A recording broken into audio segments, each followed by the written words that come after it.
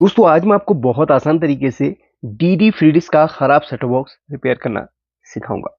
किस तरीके से रिपेयर होना है, क्या क्या चीज़ें यहाँ पर चेक करनी होती हैं, एक प्रॉपर वे में आपको पूरी तरीके से सिखाने की कोशिश करूंगा। अगर आप बिल्कुल फ्रेश काम कर रहे हैं इलेक्ट्रॉनिक के सेक्टर में और आपको ज़रूरत है एक गाइड की, तो बिल्कुल ये वीडियो आपके लिए ही है। देखिए, सीखिए और इस वीडियो को शेयर कीजिए उन लोगों के साथ जो आपकी ही तरह सीख रहे हैं।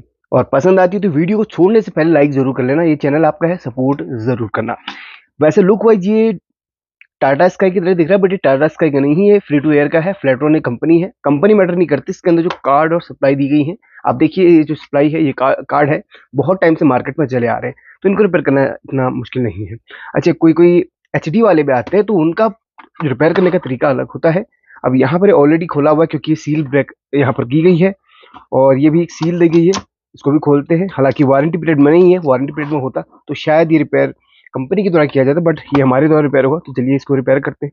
यहाँ पर आप देख सकते हैं, काफी लोगों को पता नहीं होता स्क्रू कहाँ होते हैं, तो किसी किसी में जस्ट नीचे इस तरीके से रबर लगी होती है, उनको खोलिए और यहाँ पर स्क्रू होते हैं।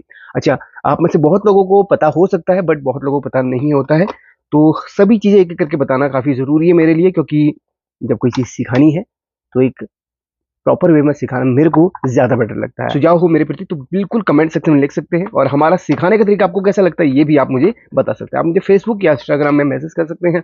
अच्छा, कोई भी सवाल पूछना हो तो आप यहाँ कमेंट सेक्शन में पूछ सकते हैं, और कोई चीज़ आपको और डिटेल्स जाननी हो तो आप मुझसे कॉन्टैक्ट कर सकते हैं, इंस्टाग्राम में मैसेज कीजिए और आपको मैं कॉल वगैरह कर लूँगा। कवर हटाने पर मेरी नज़र सिर्फ 2 कंपोनेंट पर गई है जो कि खराब कंडीशन में मुझे दिख रहे हैं।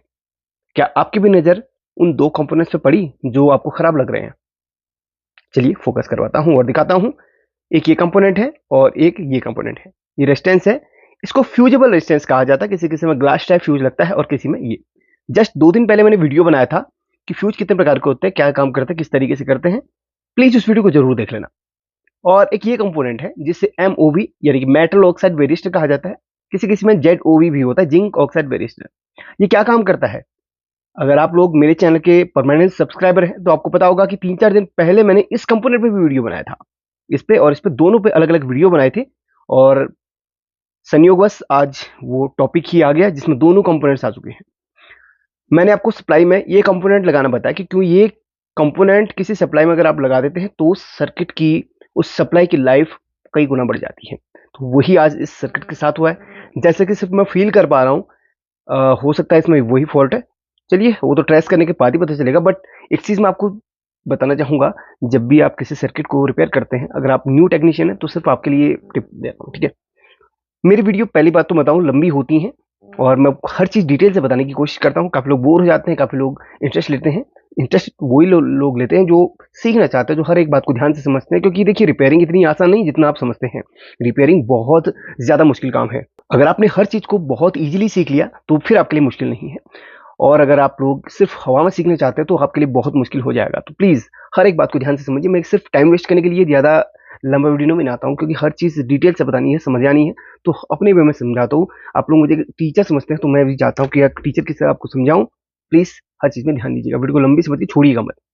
भी आप किसी सर्किट को रिपेयर करने वाले होते हैं, सर्किट को सबसे पहले छेड़ने से पहले आई टेस्टिंग जरूर कीजिएगा। आंखों से उसको जरूर इंस्पेक्शन कीजिएगा कि कोई उसका कंपोनेंट जला तो नहीं है। काफी बार क्या होता है, छोटी छोटी कंपोनेंट्स में से कोई ना कोई जला हुआ दिख जाता है और वहीं पर हमें फॉल्ट का सोल्यूशन वहीं से मिल जाता है। बट एक चीज जरूर ध्यान देना, डायरेक्ट आप फॉल्ट पे न जाके आई टेस्टिंग जरूर करें।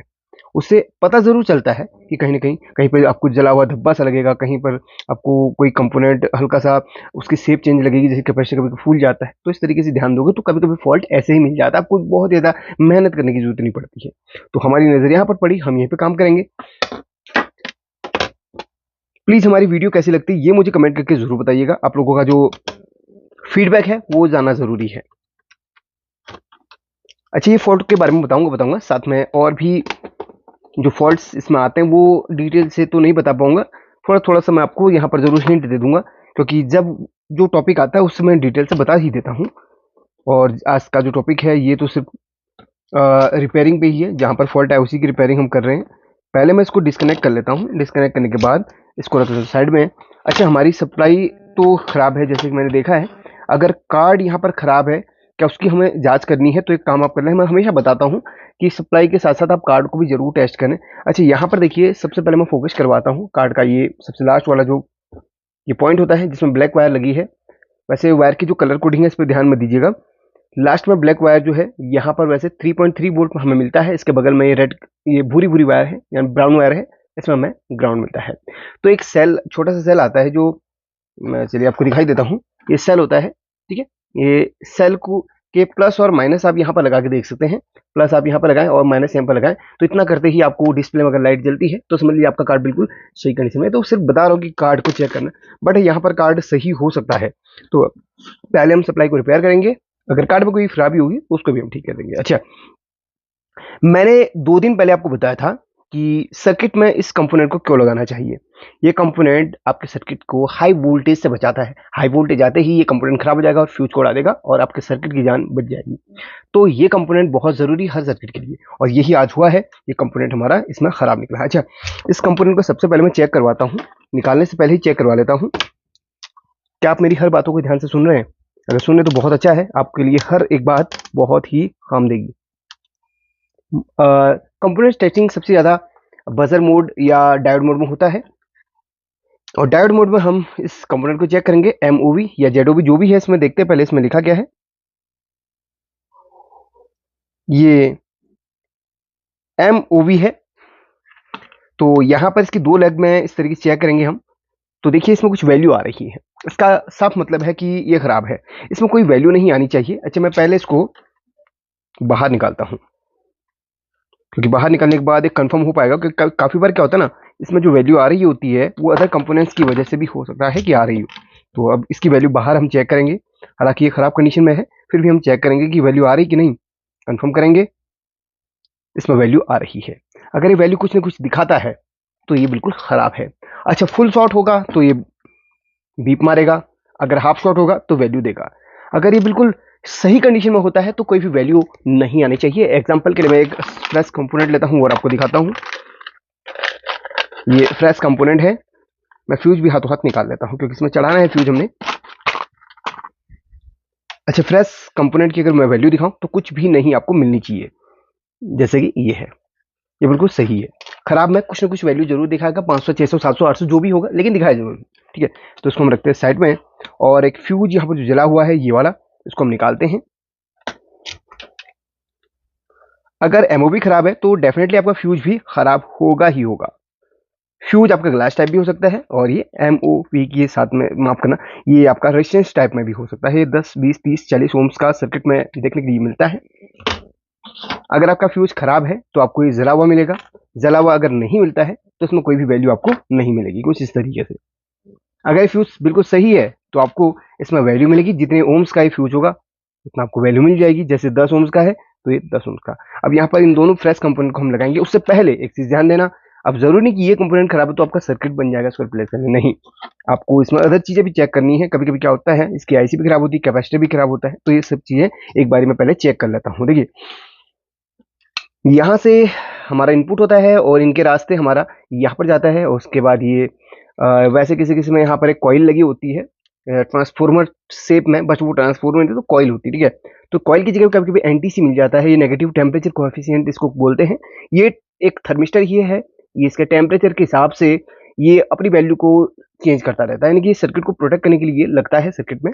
और इसको जो चेक किया जाता है कंटिन्यूटी मोड में, इस तरीके से चेक किया जाता है। इसकी जो वैल्यू है 13 आ रही है, ये बिल्कुल सही कंडीशन में आपको सही लगता है तो समझ लीजिए सर्किट में फॉल्ट वैसे नहीं है। फिर भी हम चेक कर लेते हैं, और हो भी सकता है, कंफर्म तो नहीं है। कंफर्म तभी होगा जब हम इसके आईसीसी को चेक करेंगे या इसके रेक्टिफायर को चेक करेंगे। सबसे पहले हम रेक्टिफायर के सभी डायोड्स को चेक करेंगे एक एक करके। अच्छा, रेक्टिफायर के डायोड के बारे में भी 2 दिन पहले मैंने वीडियो बनाया, उसको देख लेना। बेसिक वीडियो अगर आप देखोगे तो आपको सीखने में थोड़ा सा हेल्प मिलेगी। तो डायोड एक तरफ से वैल्यू देता है, एक तरफ से नहीं देता। ये वैल्यू एक तरफ से दे रहा है, बिल्कुल परफेक्ट है। और इसके बगल वाली डायोड को भी चेक करेंगे, ये भी वैल्यू दे रहा है, ठीक है। बस कंटिन्यूटी बीप नहीं बजनी चाहिए डायोड में, इस बात का ध्यान रखना। और डायोड सिर्फ एक ही तरफ से वैल्यू देना चाहिए, ये आप कंफर्म करके याद रखना।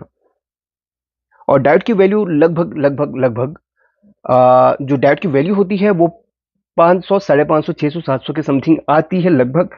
अब आपके मल्टीमीटर का है, पता नहीं अब वो क्या दिखाता है, किसी में 500 550 भी दिखाता है, इसमें 600 करीब दिखा रहा है वैल्यू, 600 इसमें दिखा रहा है। तो डायोड यहाँ पर लगभग सही है, कोई भी खराबी इसमें डायोड में नहीं लग रही है।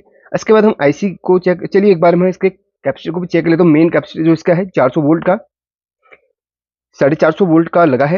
इस पर चेक करते हैं कोई शॉर्टिंग तो नहीं है। शॉर्टिंग नहीं है, कैपेसिटर बिल्कुल सही है। अगर कैपेसिटर में कोई शॉर्टिंग दिखाता है तो आप सिर्फ एक ही चीज ध्यान रखना, कैपेसिटर में शॉर्टिंग जब दिखाए तो या तो आपकी रेक्टिफायर की कोई डायोड खराब है या फिर आपकी आईसी खराब है। ठीक है, तो इसमें शॉर्टिंग नहीं आ रही, मुझे लगता है कि इसकी आईसी सही है। फिर भी हम एक बार और आईसी के सभी लेग्स को चेक कर लेते हैं। देखिए ये 4 लेग आपस में कनेक्ट रहती हैं और ये बाकी ये 2 लेग आपस में कनेक्ट, ये दोनों लेग आपस में कनेक्ट हैं और ये अलग अलग हैं। फिर भी हम एक बार चेक कर लेते हैं डीप, इसमें टेस्टिंग करके देख लेंगे। कोई भी इसमें खराबी नहीं आ रही, कोई भी लेग आपस में शॉर्ट नहीं दिखा रही। और साथ ही ये ऑप्टो कपलर जरूर चेक कर लेंगे, ऑप्टो कपलर की 2 लेग जरूर चेक कर लेंगे, बिल्कुल सही है। मुझे इसमें खराबी नहीं लग रही है। इस एसएमपीएस में सिर्फ 2 चीजें हमें यहाँ पर खराब लगी। अच्छा, यहाँ पर एमओबी नहीं भी लगाओगे तो भी आपका सर्किट चल जाएगा, लेकिन एमओबी लगाने का मतलब है कि आपको सर्किट को थोड़ा सा और ज्यादा स्ट्रॉन्ग बना देना, पावरफुल बना देना है, ताकि वो हाई वोल्टेज से लड़ सके।